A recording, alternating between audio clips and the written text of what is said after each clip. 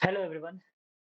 आपका मेरे YouTube channel पे बिल्कुल स्वागत है जहाँ पे हम डेली अकाउंटेंसी से रिलेटेड टॉपिक्स को कवर करते हैं जिससे आपकी अंडरस्टैंडिंग अकाउंटेंसी में बहुत अच्छी बनती है। तो चलिए आज का टॉपिक स्टार्ट करते हैं। आज जो हम लोग डिस्कस करने वाले हैं वो है बेसिक टर्म्स इन अकाउंटेंसी। तो इसमें हम लोग देखेंगे कि अकाउंटेंसी में जो बेसिक टर्म्स है यानी जो लैंग्वेजेस या जो जो डिफरेंट डिफरेंट चीज़ें होती है अकाउंटेंसी के, वो क्या होती है, उनका क्या इम्पोर्टेंस है, इन सभी चीज़ों को आज हम लोग बहुत ही अच्छे से डील करेंगे। तो सबसे पहले जो हमारे सामने है वो है एंटिटी। तो देखिए एंटिटी मतलब है ना इंडिविजुअल होता है, एक इंसान होता है। तो हम अपना जो बिज़नेस स्टार्टअप करते हैं या कोई भी बिज़नेस शुरू करते हैं, तो उसे हम लोग क्या मानते हैं हमेशा, एक एंटिटी ही पकड़ के चलते हैं, ठीक है? वो क्या है, एक इंडिविजुअल है, हम उसे एज़ अ ट्रीट करते हैं इंडिविजुअल की तरह, कि वो एक इंडिविजुअल है जिससे हमें प्रॉफ़िट मुनाफ़ा होता है। देखिए अब एंटिटी में भी देखिए एक तरफ से होता है ओनर और एक तरफ होता है खुद का बिजनेस। ये दो एंटिटी होते हैं एक बिजनेस ऑर्गेनाइजेशन में। और हमेशा याद रखिएगा कि बिजनेस एंटिटी को हमेशा जो ओनर होता है उसके एंटिटी से बिल्कुल अलग रखना है। मैं ज्यादा आपको कंफ्यूज नहीं करूंगा, सीधा सरल भाषा में मैं यही कहूंगा कि एंटिटी मतलब होता है एज अ इंडिविजुअल। तो बिजनेस को हम लोग क्या करते हैं, एज अ इंडिविजुअल पकड़ते हैं और उसी से रिलेटेड सारे टर्म्स और सारे ट्रांजेक्शन्स को रिकॉर्ड करते हैं। सेकंड है हमारा ट्रांजेक्शन्स। तो जैसे हमें पता है ट्रांजेक्शन्स क्या होता है, ट्रांजेक्शन मतलब क्या होता है कि डिफरेंट डिफरेंट टाइप के जो भी डे टू डे हमारे हमारे बिजनेस में जो भी चीजें आती है जाती है, उन सभी को हम लोग ट्रांजेक्शन कहते हैं। ठीक है, और ट्रांजेक्शन बिजनेस रिलेटेड होना चाहिए तभी हम उसे अपने बुक ऑफ अकाउंट में रिकॉर्ड करते हैं, नहीं तो हम बिल्कुल भी उसे हाथ नहीं लगाते। तीसरा चीज है हमारे यहाँ पे है एसेट्स। तो एसेट्स क्या होता है, देखिए गाइस, एसेट्स हिंदी में कहते हैं संपत्ति। ठीक है, तो एसेट्स क्या होता है कि किसी भी बिजनेस को जब आप स्टार्ट करते हैं तो आपको कुछ ऐसी चीजें चाहिए जिनसे आपका बिजनेस ग्रो करे। ठीक है, जैसे कि अगर मानता हूं मैं एक दुकान लगाता हूं, ठीक है, कंप्यूटर का कंप्यूटर शॉप अगर मैं बनाता हूं, तो उसमें मुझे क्या लगेगा, मुझे कंप्यूटर रखने के लिए कुछ बेंचेस लगेंगे, कुछ फर्नीचर्स लगेंगे, राइट? साथ ही साथ कस्टमर्स जो आएँगे उनको गर्मी ना लगे इसके लिए मैं एसी या पंखा लगाऊँगा, ठीक? साथ ही साथ अगर मुझे बिज़नेस सेटअप करना है, सबसे पहले तो मुझे कोई एक लैंड चाहिए या फिर एक उसके ऊपर एक बिल्डिंग बनानी पड़ेगी या बिल्डिंग खरीदनी पड़ेगी। तो ये जो चीज़ें होती है, जो हमें लॉन्ग टर्म के लिए हम किसी चीज़ को खरीदते हैं, जो कि हमारे बिज़नेस के लिए हेल्पफुल करती है, उसे हम एसेट्स कहते हैं। और सीधा अगर मैं एसेट्स की बात करूँ, तो पहली बात तो वो हमारा ओनरशिप होना चाहिए उसके ऊपर, ठीक है? हमारा क्या होना चाहिए, वो ओनरशिप होना चाहिए। विदाउट ओनरशिप हम उससे अपना एसेट्स नहीं कह सकते, ठीक है? और साथ ही साथ वो हमें क्या होना चाहिए भाई, साथ ही साथ वो हमें प्रॉफ़िट भी दे, हमें बेनिफिशियल भी दे, हमें हमें वो क्या करे, benefit they in future. Without benefit हम उसे क्यों रखेंगे अपने पास, ठीक है? तो एसेट्स होने के लिए क्या चाहिए? First of all ownership, second वो हमें प्रॉफिट प्रोवाइड करे। आप किसी भी चीज़ को भाड़ा में ले लेते हैं और आप उसे एसेट्स बिल्कुल नहीं कर सकते, क्योंकि वो आपकी है ही नहीं, ठीक? भले उससे आपको प्रॉफिट हो रही है, लेकिन वो उसका अगर आपका ओनरशिप नहीं हो, तो आप उसे अपना एसेट्स नहीं कह सकते, ठीक है? जैसे कि किसी बिल्डिंग या किसी रूम को आपने रेंट में ले लिया एज़ अ स्टार्टअप दुकान चलाने के लिए, लेकिन ध्यान रखने वाली बात ये है कि वो आपको ज़रूर ब बेनिफिट दे रही है जगह का, लेकिन आपका उस पे ओनरशिप नहीं है, तो वो आपका एसेट्स में नहीं गिना जाएगा। नेक्स्ट पॉइंट आते हैं, देखिए एसेट्स फिर यहाँ पे क्या होते हैं, 2 टाइप के होते हैं। एक होता है नॉन करंट एसेट्स जिसे हम लोग बोलते हैं फिक्स्ड एसेट्स, और एक होता है करंट एसेट्स, ठीक है? नॉन करंट एसेट्स भी फिर बहुत सारे टाइप्स होते हैं, फिक्स्ड एसेट्स होते हैं, नॉन करंट इन्वेस्टमेंट होते हैं, डेफर्ड टैक्स एसेट्स होते हैं, long term loans and advance, other non current tax assets, और करंट एसेट्स में भी बहुत सारी चीज़ें होती हैं, ठीक है? इसे हम डिस्कस करेंगे। तो नॉन करंट एसेट्स में हम लोग देखते हैं तो सबसे पहले हमको जो इम्पोर्टेंट है वो है फिक्स्ड एसेट्स और करंट एसेट्स, ठीक है? तो दोनों में डिफरेंस क्या है, नॉन करंट एसेट्स और करंट एसेट्स में? देखिए, जो नॉन करंट टैक्सेस होते हैं वो क्या होते हैं, वो लॉन्ग पीरियड ऑफ टाइम के लिए होता है हमारे पास। वो हम 1 साल से ज़्यादा देर तक रखते हैं, ठीक है? ये नहीं कि आज खरीदा और कल खत्म, नहीं। जितने भी हमारे पास नॉन करंट एसेट्स होते हैं, वो क्या होते हैं? लॉन्ग टर्म के लिए इस्तेमाल करते हैं। और जो भी हमारा करंट एसेट्स होता है, वो है एकदम स्पेसिफिक शॉर्ट टर्म के लिए होता है, ठीक है? एकदम छोटा पीरियड। ये नहीं कि हम उसे 1 साल से ज़्यादा देर तक नहीं रखते हैं, उसे हम 1 साल के अंदर ही उसका इस्तेमाल खत्म करते हैं। एग्ज़ाम्पल अगर समझे नॉन करंट एसेट्स यानी फिक्स्ड एसेट्स के अगर बारे में कहें, तो लैंड, बिल्डिंग, मशीनरी, गुडविल, ये सभी कुछ ऐसे एसेट्स होते हैं जो हम लंबे समय तक हमारे पास रहते हैं और जिनका इस्तेमाल करते हैं। तो उसे हम लोग नॉन करंट एसेट्स या फिक्स्ड एसेट्स भी कह सकते हैं।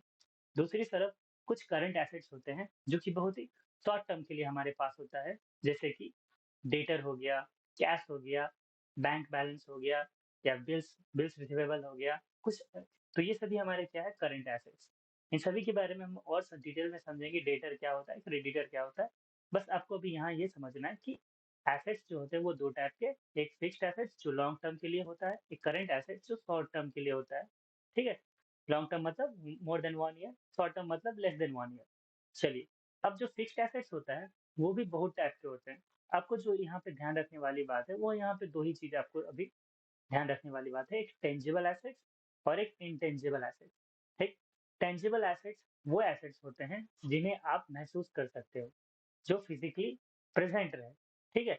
जैसे कि मशीन, लैंड, बिल्डिंग, वो क्या है फिज़िकली हमारे पास मौजूद है। बट इंटेंजिबल एसेट्स वो एसेट्स होते हैं, जो हम देख नहीं सकते, राइट? जिसे हम महसूस नहीं कर सकते, लेकिन हाँ, वो हमारे पास होता है। इसका एग्ज़ाम्पल सबसे अच्छा है गुडविल या पेटेंट राइट्स, ठीक? यानी इंटेंजिबल एसेट्स वो एसेट्स होते हैं, जो फिज़िकली फॉर्म में नहीं हमारे पास होते हैं, बट वो बिज़नेस को कहीं न कहीं प्रॉफ़िट प्रोवाइड करते हैं, जैसे कि गुडविल। और टेंजिबल एसेट्स जो फिज़िकली मौजूद हो, जैसे कि लैंड, बिल्डिंग, प्लांट, राइट? चलिए, आगे बढ़ते हैं। एसेट्स के बाद यहाँ पे है लायबिलिटी यानी बोझ। ठीक? अब देखिए, बिज़नेस स्टार्ट करते हैं, तो ज़रूरी नहीं है कि आप बिज़नेस जो स्टार्ट करेंगे, तो कुछ आपको पैसे लगते हैं। तो आप पैसे कहाँ से लेके आते हैं? या तो आप बैंक से लेके आएँगे या तो घर से लेके आएँगे। अगर आपके पास खुद के पैसे हैं, तब तो कोई बात नहीं है। लेकिन अगर आपके पास उतने पैसे नहीं बन पाते हैं, जिससे आपका बिज़नेस चल पाए, तो आपको कहीं न कहीं से हेल्प लेने पड़ते हैं। तो यहाँ पे कौन काम आता है? यहाँ पे काम आता है बैंक्स। तो बैंक के पास जब हम जाते हैं, तो बैंक हमें कुछ लोन देती है और हमें कहती है कि ठीक है, आप ये कुछ पैसे लीजिए और साथ ही साथ हमसे कुछ सिक्योरिटी भी ले लेती है। तो जब हम बैंक से लोन लेते हैं, तो ये हमारी लायबिलिटी बन जाती है कि हमें कभी न कभी उस लोन को रीपेमेंट करना पड़ता है। ऐसा थोड़ी ना होता है कि आप लोन ले लिया और आप कभी पेमेंट नहीं करेंगे, बिल्कुल नहीं। आप जब लोन लेते हैं, तो आपको उसके बदले सिक्योरिटी भी रखते हैं और साथ ही साथ एक फिक्स्ड पीरियड ऑफ टाइम के बाद आपको उस लोन की पेमेंट करनी पड़ती है। तो जब आप किसी चीज़ को लेते हैं, राइट, किसी और से, साथ ही साथ आप उसे प्रॉमिस करते हैं कि ठीक है, मैं आपको कभी न कभी आपके पैसे लौटा दूँगा, तो उसे हम लोग बोलते हैं लायबिलिटी या जिसे हम लोन भी बोल सक लोन उसे तो हम लोन कहते हैं, जो कि लायबिलिटी के अंदर आता है। ठीक है? लायबिलिटी मतलब आपने किसी से कुछ, ये आपके ऊपर ज़िम्मेदारी है कि आप बिज़नेस के किसी भी चीज़ को अगर किसी और से लिए हैं, तो वो आप पेमेंट या फिर उसको वो चीज़ें दे दें, ठीक है? चलिए, आगे बढ़ते हैं। लायबिलिटी 2 टाइप के होते हैं, एक होता है नॉन करेंट लायबिलिटी यानी फिक्स्ड लायबिलिटी, एक होता है करंट लायबिलिटी यानी कि शॉर्ट टर्म लायबिलिटी। जैसे कि एसेट्स में था, कुछ ऐसे लायबिलिटीज़ होते हैं जो कि मोर देन 1 ईयर के लिए हमारे पास रह जाते हो, राइट? बिज़नेस के लिए सबसे बड़ी लायबिलिटी उसकी कैपिटल होती है, जो कि लॉन्ग टर्म को हम कंसीडर करते हैं। साथ ही साथ शॉर्ट टर्म में अगर देखें यानी करंट लायबिलिटी में देखें, तो इसमें आता है शॉर्ट टर्म बोरोविंग्स हो गया, जैसे कि आप कुछ लोन लेते हैं सिर्फ कुछ महीनों के लिए, या फिर क्रेडिटर हो गया, राइट, या बिल्स पेबल हो गया। इस सभी चीज़ों को हम लोग क्या बोलते हैं? करंट लायबिलिटी बोलते हैं। आगे बढ़ते हैं, अब हम समझते हैं कैपिटल। देखिए, जब आप बिज़नेस स्टार्ट करते हैं, तो आपको कुछ ना कुछ रुपए चाहिए बिज़नेस को स्टार्टअप करने के लिए, ठीक है? आप ऐसे ही हवा में बिज़नेस तो स्टार्ट कर नहीं सकते, बिज़नेस को सेटअप करने के लिए आपको कुछ रकम की ज़रूरत पड़ती है, वो रकम आप घर से लेके आए, रिश्तेदार से माँग के आए या फिर बैंक से लोन लेके आए, लेकिन आपको तो रकम लगेगी ही। तो जो रकम से आप बिज़नेस को स्टार्ट करते हैं, उसे ही हम सीधे लैंग्वेज में कैपिटल कहते हैं। फिर उसके बाद आता है सेल्स। सेल्स क्या होता है? सेल्स में हम लोग क्या करते हैं, जो भी गुड्स हम लोग मैन्युफैक्चरिंग करते हैं या जो भी गुड्स हम परचेज़ करते हैं उसको हमें आगे बेचना पड़ता है, तभी तो हम प्रॉफ़िट कमाएँगे। तो कोई भी सामान को जब गुड्स और सर्विसेज़ को जब हम बेचते हैं कस्टमर को, उसे हम लोग सेल्स कहते हैं। उसके बाद है रेवेन्यूज़। ठीक है? तो क्या होता है सेलिंग करने के बाद हमें कुछ ना कुछ पैसे मिलते हैं, किससे? कस्टमर से। कस्टमर से जो हमें पैसे मिलते हैं, हम उन्हें क्या कंसीडर करते हैं? रेवेन्यू।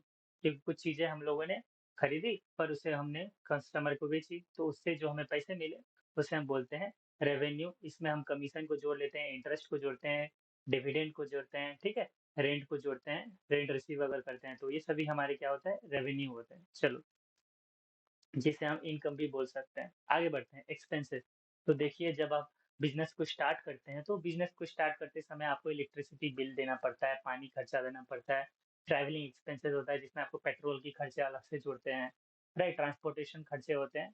उन सभी को हम लोग क्या करते हैं कहते हैं एक्सपेंसेस कहते हैं क्योंकि बिज़नेस जब स्टार्ट किए हैं तो एक्सपेंसेस को तो आपको पकड़ के चलना ही पड़ेगा। कैपिटल लगाए, सामान खरीदेंगे तो कैपिटल से पैसे देने पड़ेंगे। तो जितने भी हम लोग बिज़नेस में जो भी चीज़ें हमारे पैसे को आउटफ्लो होता है, जब भी पैसे बाहर जाते हैं, उस सभी को हम क्या कहते हैं? एक्सपेंसेस कहते हैं। उसके बाद है एक्सपेंडिचर, ठीक है?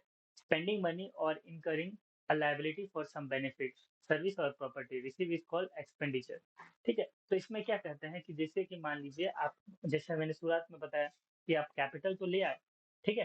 कैपिटल लेने के बाद साथ ही साथ आपको कुछ मशीन्स यानी एसेट्स भी खरीदना पड़ेगा, लैंड खरीदना पड़ेगा, बिल्डिंग खरीदना पड़ेगा, मशीन खरीदना पड़ेगा, फिर आपका बिज़नेस चलेगा। तो इस जब भी हम बिज़नेस को चलाने के लिए जो लॉन्ग टर्म में जैसे कि और एसेट्स को खरीदते हैं तो उसे हम लोग क्या कहते हैं? एक्सपेंडिचर कहते हैं, ठीक है? चलिए आगे बढ़ते हैं, प्रॉफ़िट। प्रॉफ़िट सीधी-सी बात है, आपने जितने में खरीदा उससे अगर आपने किसी चीज़ को अ, 100 रुपीज़ में खरीदा, तो आप अगर उस 100 वाली चीज़ को अगर आप उस 100 वाली चीज़ों को आप अगर 110 रुपीज़ में सेल कर देते हैं, तो इससे क्या मिलेगा हमें? इससे हमें मिलेगा प्रॉफ़िट, ठीक है? यानी जब हमारा सेल्स ज़्यादा होता है एक्सपेंस से जब हमारा सेल्स ज़्यादा होता है परचेज़ से, तो हमें क्या मिलता है भाई? हमें मिलता है प्रॉफ़िट, ठीक है? Gain, a profit that arise from event of transaction which are incidental to business. तो गेन कब होता है? जब हमें जो प्रॉफ़िट तो हो रही है, लेकिन वो हमारे बिज़नेस के जो मेन सोर्स है जैसे कि अगर मेरा मोबाइल का दुकान है, तो अगर मैं मोबाइल बेच के प्रॉफ़िट कमाता हूँ अगर मैं मोबाइल बेच के पैसे कमा रहा हूँ, तो उसे मैं प्रॉफ़िट कंसीडर करूँगा। लेकिन कभी-कभार क्या होता है कि मोबाइल की दुकान में जैसे मैंने कोई फर्नीचर लगाया था तो वो फर्नीचर अब पुराना हो चुका है, लेकिन मैंने उस पुराने फर्नीचर को बेच दिया किसी को। उस फर्नीचर को बेचने से अगर मुझे कुछ पैसे अर्न होते हैं या उस फर्नीचर को बेचने से मुझे कुछ प्रॉफ़िट होता है, तो उसे हम लोग कहते हैं गेन, राइट? देखिए वो मेरा सामान नहीं है, मेरा गुड्स और सर्विस क्या है? मोबाइल शॉप में मोबाइल होना चाहिए। लेकिन वो फर्नीचर अगर मैंने बेचा है ठीक है, वो फर्नीचर मेरे दुकान का ही था, लेकिन वो मेरा एक्चुअल प्रॉफ़िट में कंसीडर नहीं हो सकता क्योंकि उसे हम प्रॉफ़िट नहीं मान सकते क्योंकि वो हमारा जो जो हमारा गुड्स है हम उसे बेच के नहीं कमा रहे हैं, बल्कि बिज़नेस का ही सामान यानी बिज़नेस का ही एसेट्स को अगर बेच के कुछ कमा लेते हैं, जिसको इंसिडेंशियल गेन भी कहते हैं, जिसे हम यील्ड कह सकते हैं, ठीक है? इन्वेस्टमेंट जैसे कि एग्ज़ाम्पल हो जाएगा इन्वेस्टमेंट कितने बिज़नेसमैन ऐसे होते हैं, जो कि पैसे को इन्वेस्ट करते हैं डिफरेंट डिफरेंट जगहों पे। तो इन्वेस्टमेंट करने से क्या होता है उधर से कुछ डिविडेंड मिलता है, कुछ प्रॉफ़िट हमें मिलता है बाहर से। तो जो प्रॉफ़िट बाहर से मिलता है उसे हम क्या कहते हैं गेन। लॉस भाई जैसे प्रॉफ़िट होता है वैसे ही लॉस होता है, ठीक? क्योंकि अगर हम किसी सामान को खरीदे हैं ₹100 में और बेच दिया भाई ₹90 में, तो भाई क्या होगा हमें? लॉस ही होगा। चलिए आगे बढ़ते हैं। अब हम लोग नेक्स्ट आते हैं हम लोग डिस्काउंट पे, ठीक? डिस्काउंट पे आते हैं। आज ये लास्ट टॉपिक है, इसके बाद हम नेक्स्ट वीडियो में इसे काउंट करेंगे आगे। तो अभी तक के लिए यहीं पे रुकते हैं गाइस और अगर आपको ये वीडियो आपको बहुत अच्छा लग रहा है, तो प्लीज़ मुझे सपोर्ट कीजिए। मेरे चैनल को लाइक कीजिए, सब्सक्राइब कीजिए और शेयर कीजिए जितना ज़्यादा से ज़्यादा हो सके ताकि बाकी के स्टूडेंट्स को भी ये लाभ मिल पाए और नॉलेज मिल पाए। तो मिलते हैं अगले वीडियो में, तब तक के लिए गुड बाय।